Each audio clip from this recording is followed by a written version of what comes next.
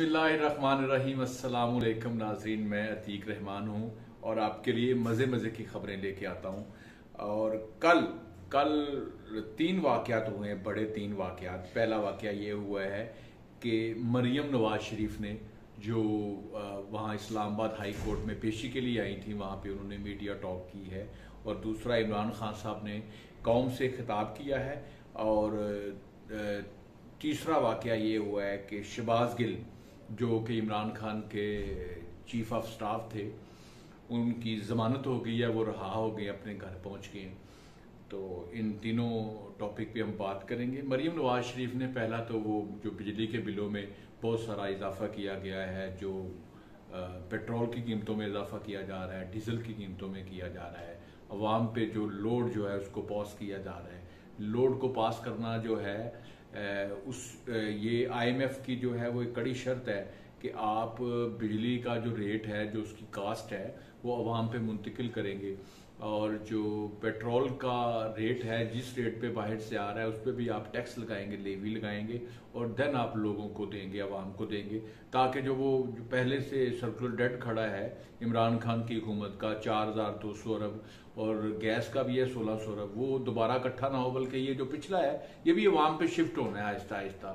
तो जितनी चीज़ें मतलब अवाम को पहले रायतें दी गई हैं और जिससे मुल्क का खजाना खाली हो गया, मतलब पेट्रोल का 700 अरब खड़ा था, जो पेट्रोलियम कंपनियों को अनपेड था, जो इस हुकूमत ने आके पे किया है। और जो हुकूमत ने पेट्रोल की कीमत जिस रेट पे बाहर से आ रहा है उसी रेट पे अवाम को दे रहे हैं, और अवाम को उसी रेट पे पेट्रोल देने के बाद उस पर टैक्स भी लगा रहे हैं, ताकि सूबों को पैसा मिल सके और वो डेवलपमेंट जो है, तरक्की, वो भी हो सके। लेकिन मरियम नवाज शरीफ ने इसको डिसऑन किया है, और उसने ये भी कहा है साथ कि जो पार्टी हेड का ओहदा और हुकूमती ओहदा जो है वो अलहदा होना चाहिए। मतलब वो अपने चचा को कह रही हैं कि अगर वो प्राइम मिनिस्टर बन गए हैं तो उन्हें पार्टी की सदारत छोड़ देनी चाहिए। तो मरियम नवाज शरीफ का जो केस था, सबको वो पता है, वो कोर्ट के अंदर क्या बातें हुई। कैबली फंड जिसपे बड़ा शोर था, जो एक रॉबर्ट रेडले एक नैब ने गवाह पेश किया था, उस पर जब जिरा की गई थी तो उसने बताया था कि 2005 में जो कैबली फंड है वो नहीं आया था, लेकिन मैंने ये खुद से लोड किया था। मैं हालांकि मैं IT एक्सपर्ट भी नहीं हूं, तो मैंने इस पे काम भी किया हुआ, इसको इस्तेमाल भी किया, इसको कोड किया गया है। और दूसरा, इस बात को भी कोड किया गया है कि वो खुद मान रहा है कि मैं फंड एक्सपर्ट नहीं हूं। कमर्शियली जब ये कैबली फंड आया नहीं था तो ये मार्केट में अवेलेबल था, कोई भी इसको डाउनलोड करके तो इस पे काम कर सकता था। दूसरा, जो ट्रस्ट डीड है उसके जाली और मतलब सही होने पे बहस होती रही। तो जब दोनों पार्टीज उसको मान रही हैं और वहां के जो मतलब लायर हैं UK के, वो भी उसकी तस्दीक कर रहे हैं, तो वो जाली तो ना हुई। तो इसलिए मरियम नवाज के लिए बड़ी पॉजिटिव खबरें हैं इस्लामाबाद हाई कोर्ट से, क्योंकि जो नैब का पुराना कानून था उसके तहत भी उन पे केस नहीं बनता ये वाला, और जो नए अभी अमेंडमेंट हो गई है उसके बिना पे तो बिल्कुल नहीं बनता केस। इसलिए उनके लिए ये खबर ठीक है, वो सियासत में एक्टिव हो सकेंगी। उनकी जो नाअहली है 5 साल की, वो वैसे भी खत्म होने वाली है, तो वो वैसे वो दाग धुलझेगा एक। क्योंकि ये उनका कहना है ये फ्लैट्स मेरे भाई के हैं, हुसैन नवाज के हैं, और वो UK नेशनल है, उस पर यहाँ पे केस नहीं चल सकता। UK नेशनल कोई भी हो, जुल्फी बुखारी हो, कोई भी हो, पाकिस्तान के कानून के मुताबिक उस पर केस नहीं चल सकता। ये थी मरियम नवाज के बारे में। और इमरान खान ने कौम से खिताब किया है, हालांकि ये सदर पहले कौम से खिताब करता था, या प्राइम मिनिस्टर खिताब करता था कौम से, या सूबों के CM भी कर सकते हैं। हमारी हिस्ट्री में ये बात नजर आती है। लेकिन कभी कभी मेरे अजीज हम वतनों, मतलब जो आर्मी चीफ होता है, जो मुल्क पे कब्जा करता है, कंट्री पे कब्जा करता है, तो वो भी आपके कौम से खिताब करता है मेरे अजीज हम वतनों के नाम से। तो खान साहब ने खिताब में ना कंपैरिजन किया है अपनी हुकूमत का इस हुकूमत के साथ। लेकिन मेरा ख्याल है कि ये कंपैरिजन जो है बनता नहीं है। खान साहब को अगर कंपैरिजन करना है तो अपनी 3.8 ईयर की हुकूमत को किसी 3.8 ईयर वाली हुकूमत के साथ उतने दिन ही वो एनालिसिस बन सकता है, कंपैरिजन हो सकता है। मतलब अगर नवाज शरीफ की पिछली जो पनामा लीक्स आया था, तो उससे पहले जो उनकी 4.25 साल हुकूमत थी, उसके साथ इमरान खान की हुकूमत का कंपैरिजन हो सकता है। इस मौजूदा हुकूमत से नहीं हो सकता, लेकिन उसमें भी इमरान खान साहब ने डंडी मारी है। उन्होंने मतलब जब डिजिट्स बताए हैं तो उसमें उन्होंने फरमाया है कि जब हमारे खिलाफ अदम एतमाद की तहरीक टेबल हुई तो उस वक्त 16 बिलियन के हमारे वो जो रिजर्व थे, हमारा खजाने में इतना पैसा था। हालांकि ये उस वक्त की बात नहीं होती जब दूसरी हुकूमत आके उसको पकड़ती है, उस खजाने को, उस वक्त की बात होती है। लेकिन जब नून लीग का उन्होंने हुकूमत का रिजर्व को इमरान खान ने टेक ओवर किया तो उस वक्त के किए जब उन्होंने आके हुकूमत पकड़ी है, उस वक्त के नहीं किए जब पनामा लीक्स आया था। तो उस वक्त पीएमएलएन की हुकूमत में रिजर्व कितने थे उनको पकड़ना चाहिए था ना, कि जब वो 18 बिलियन से भी ज्यादा थे, 21-22 बिलियन के करीब थे। तो उसके बाद पनामा लीक्स आया तो वो रिजर्व नीचे आते आते आते जब केयर टेकर गवर्नमेंट आ गई, इलेक्शन आ गया, सारा कुछ हो गया, उसके बाद इमरान खान को अप्रोक्सीमेट 10 बिलियन के करीब मिले थे ना, 10 बिलियन। तो ये हुकूमत भी कह रही है जी हमें इमरान खान ने 10 बिलियन दिए हैं, $10.8 बिलियन के रिजर्व छोड़े हैं। और ये पाकिस्तान की हिस्ट्री में पहली दफा हुआ है कि अगर कोई बंदा इंपोर्ट करने गया है तो बैंक्स के पास पैसे नहीं थे, और जो पैसे दिए हैं उनमें भी $6 अरब ऐसा था जिनको आप हाथ नहीं लगा सकते थे। वो चाइना और सऊदी अरब का $3-3 अरब अकाउंट में रखा हुआ था। तो बाकी कितना बच गया? बाकी मेरे ख्याल में $4 अरब बच गया। $4 बिलियन सिर्फ बचा था खान साहब, जिसके साथ कारोबार हो सकता था। एलसी नहीं खुल रही थी, यानी जब आपकी हुकूमत गई है तो उन्होंने ये इस तरह की कुछ डंडियां मारी हैं बीच में ना, मतलब फिर उन्होंने कहा जी जब हम आए थे तो जो एक्सपोर्ट है वो $24 बिलियन थी, जब हम गए हैं, हम इनको दे के गए हैं तो वो 32 थी।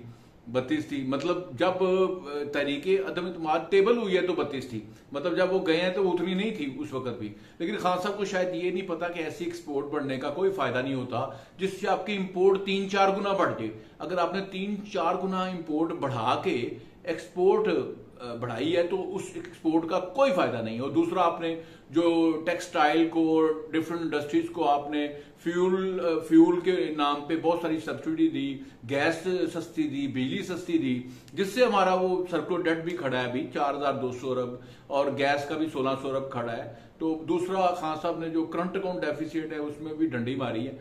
तो वो कह के हम 16 दे के गए हैं इनको, 16 बिलियन। लेकिन अभी तो वो लेटेस्ट जो आ रहे हैं, मतलब डिजिट्स आ रहे हैं, उसमें तो वो 42 अरब का करंट अकाउंट डेफिसिट कह रहे हैं। तो खान साहब हालात जो इतने अच्छे थे तो आपने 4 वजीर खजाना बदले हैं, 4 वजीर खजाना। बाकी कराची से आप खैबर तक चले जाएं, कोई बड़ा प्रोजेक्ट आपने मुकम्मल नहीं किया आपने 3.8 ईयर्स में। केपी में आपकी हुकूमत है, वहां एक BRT के आपने शुरू की है, वो भी अभी तक कंप्लीट नहीं हुई। जो भी कर्जा लेके ना, एशियन डेवलपमेंट बैंक से आपने कर्जा लेके बनाई हुई है। तो खान साहब ने कौम से खिताब किया, लेकिन अच्छी बात यह खान साहब गुस्से में नहीं थे, उन्होंने ठंडे होकर खिताब किया, क्योंकि उनको पता चल गया है कि मैंने इसी मुल्क में हुकूमत करनी है ना। अगर मैं 2/3 मेजोरिटी से जीत भी जाता हूं तो इसी इकोनॉमी को मुझे डील करना है। इसलिए मैं ऐसे वादे ना करूं कि कल को मुझे फिर जिस तरह पहले जूते पड़े हैं, पहले लोगों ने बुरा भला कहा है। मतलब कोई MNA MPA इसके मोस्टली खान साहब की हुकूमत इतनी कामयाब थी कि मोस्टली इसके MNAs MPAs जो हैं वो PTA का टिकट नहीं लेना चाह रहे थे, इतने अच्छे हालात थे। तो अगर आपने कंपैरिजन करना है अपनी 4.25 साल हुकूमत का, तो आप कंपैरिजन करें उससे पिछले हुकूमत से। इससे कंपैरिजन बनता नहीं। इनको पहले 4.25 साल हुकूमत करने दे, फिर एक एनालिसिस बनेगा आपने क्या किया, हमने क्या किया। क्योंकि अभी तक यह हुकूमत तो कह रही है जो कुछ हम कर रहे हैं वो जो आपने एग्रीमेंट किए थे, IMF से डीलें की थी, वो की थी, तो उस डीलों की वजह से हम सारा कुछ कर रहे हैं। अगर हम IMF के प्रोग्राम में नहीं जाते तो मुल्क डिफॉल्ट कर जाता है, हमें और पैसे भी नहीं मिलते। और तीसरी या शहबाज गिल का जो केस है ना जनाब, वो अब जो उस पर तशद्दुद हुआ था, इमरान खान ने कहा था कि शहबाज गिल के साथ जिनसी ज्यादती हुई है, और ये केस अभी इस्लामाबाद हाई कोर्ट में लगा हुआ था, उस पर ज्यादती उनके साथ हुई है कि नहीं, तशद्दुद हुआ है कि नहीं हुआ। तो आज जो है ना वो हाई कोर्ट ने इसको गैर मुअय्यना मुद्दत के लिए मुलतवी कर दी, यानी कि खू खाते खुडे लैन। इसके अलावा भी कोई मतलब एक चीफ जस्टिस साहब जो एक फुल कोर्ट की कॉन्फ्रेंस हुई है, उसमें जजों के खिलाफात सामने आए हैं, और 2 जजेस जो हैं काजी ईसा फाइज समेत, उन्होंने सुप्रीम कोर्ट के चीफ जस्टिस को लेटर भी लिखा है कि आपको इस तरह की स्पीच नहीं करनी चाहिए थी। जो ये पंजाब हुकूमत में इन्फ्लुएंस हुआ है अदालतों का, और ये बार काउंसिलें जो हैं उनकी भी लड़ाई हुई है, क्योंकि 2 तरह के फैसले आए हैं। कभी आप कह रहे हैं जी वोट काउंट करें, कभी कहते हैं जी वोट काउंट ना करें। PMLN की बारी आई तो वोट काउंट नहीं करने, तो अगर PTA की बारी आई तो वोट काउंट करने हैं। ये मतलब ये डबल स्टैंडर्ड था, तो इसको उन्होंने पोलिटिसाइज किया है। ये भी इस तरह की बात भी हुई है। और जनाब एक और भी बात, इस वक्त शहबाज शरीफ जो हैं वो बाहर के दौरे पे हैं, और आप देख रहे हैं कि इंटरनेशनल लीडरों से उनकी मुलाकातें हो रही हैं। रशियन सदर से भी हो रही है, तैयब एर्दोगान से भी हो रही है, चाइना के वफद भी हैं, सारी दुनिया के मतलब काफ़ी लोग हैं वहाँ पे। तो वो दौरे में आप तस्वीरें देख लें, वो ये सारा जो कहते थे रशिया से काम करें, और रशिया से भी वो डील कर रहे हैं, काम करेंगे रशिया के साथ भी उससे, क्योंकि मुल्क में भी सैलाब आ गया ना। इनका ख्याल था कि IMF से डील हो गई है तो हमारे पास वो डॉलर नीचे आना शुरू हो गया, सारा कुछ ठीक हो जाएगा, लेकिन सैलाब आ गए हैं। आप देखें ना, LCs खुल रही हैं, गंदम भी इम्पोर्ट करना पड़ेगी, कपास भी करना पड़ेगी, और भी चीज़ें, खैमे, सारा कुछ इमदादें भी मिल रही हैं। तो दोबारा से वो जो ये PDM का एक ख्वाब था ना कि हम इकॉनमी ठीक कर लेंगे, वो सैलाब ने आके उसको चकनाचूर कर दिया। आप देखते हैं कि ये डॉलर कंट्रोल होता है कि नहीं होता, क्योंकि डॉलर की डिमांड इतनी ज़्यादा हो गई है कि मतलब इंपोर्ट हो रही है ना चीज़ें, जो चीज़ पहले इंपोर्ट नहीं भी होनी थी वो भी इंपोर्ट हो रही हैं। इसलिए मैं अगले व्लॉग में भी आपसे और कुछ खबरें शेयर करूंगा। अपना ख्याल रखिएगा। अल्लाह हाफिज़।